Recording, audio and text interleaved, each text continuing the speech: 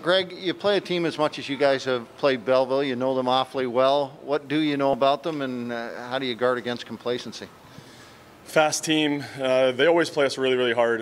It's become a bit of a divisional rivalry, obviously because of how many times we play them, how close we are, and both teams over the years are always very strong. They have a lot of speed up front. They're really good off the rush. We'll have to make sure that we stall them out in their zone. Looking at what you guys have done over the last 2 weeks, it seemed like a team of second effort. I know we just talked a little bit about that last night, but what have you seen in your club in those second efforts that's provided success?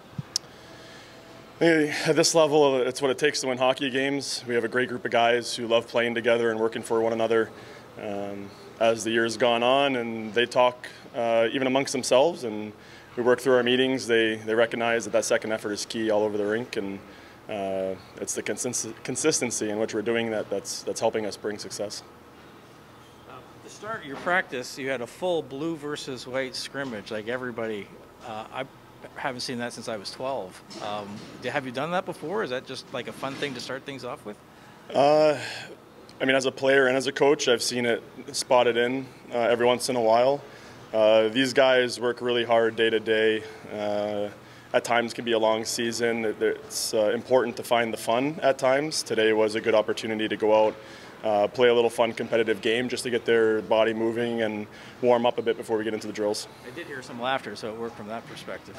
Yeah, it's always good to remind ourselves how fun it is to be a part of this sport and this game and what we get to do for a living, and I took note of that too, of the giggles and the laughter and the energy that the team brought today. That kind of brings me to Nick Ritchie. He clearly wasn't happy answering questions about being in the AHL as opposed to the NHL, but his play last night indicated he just wants to play hockey. How do you help him adjust to this reality that he didn't see coming, basically? I don't know how much help he needs. He's a mature guy who handles himself very well behind our doors and on the ice in the game. He's handled himself very well. He's worked hard. He's been a great teammate to the group, and we've benefited from his presence and his experience here. So, he's been great to have. What do you think he's got to do to get his game going? He had his game going last night. I thought, he contributed offensively. It was a full team effort. He added in a lot of ways. So I think he's doing the right things by coming here, having the right mindset, and working at his game. How about Joe Wall? I was in Vancouver when he got the contract extension. What's it mean for you as a coach when you see a player get the team invest in a player like that? Really excited for him. He's been here since I got here. I knew him a bit also prior when he was at the U.S. program. He's just a great human being who's worked really hard. He's made tremendous gains in his craft over the course of time that I've been here. To get rewarded with a contract like that and to keep working towards his goals is great to see. What does the next level look like for him? Because when he signs a 3-year extension, you start to think about what he has to do to be a Leaf. Like, what does the next level look like for him? Well, hopefully one day playing for the Leafs and playing in the NHL. He's definitely on the trajectory of doing that. I can't speak accurately for when that'll be. Obviously, he's gotten his opportunity. Goalies take a lot longer, more times than not, than players to reach that level and gain the experience they need. And I have no doubt he's eventually going to get there. He's just on his path. It's pretty remarkable to watch him and just how patient he is. He doesn't seem to get flustered by the fact that he's here.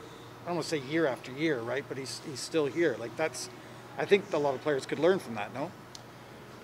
Yeah, it maybe feels like a long duration, but when you think about the seasons last year and the amount of games with COVID, and if you actually look at games played, even though it's been the timeline has maybe felt long, which I guess it hasn't really. The amount of hockey in that time hasn't really been available to a lot of the players. So, I don't think there's any rush, any concern about where he's at and where he should be at by now, or how quickly he should get to where he's going. He's doing all the right things. He's developing in the right way, and it'll eventually happen. How about Nick Robertson? I know you're asked a lot about him, but how's he been since coming back from the injury and all that? He's been great. He did a lot of work during his time off or during his return to play. Since he's come back, he's getting stronger with each game. You look at where he's at now compared to last year too, with his time with us. he's becoming a much more mature version of himself on the ice too. So everything's trending in the right direction. What does that look like, maturity? Is that better defensive? Yeah. Yeah, defensive responsibilities, decisions with the puck, depending on the score, the clock, his structure offensively and defensively, just a lot of things coming together for him.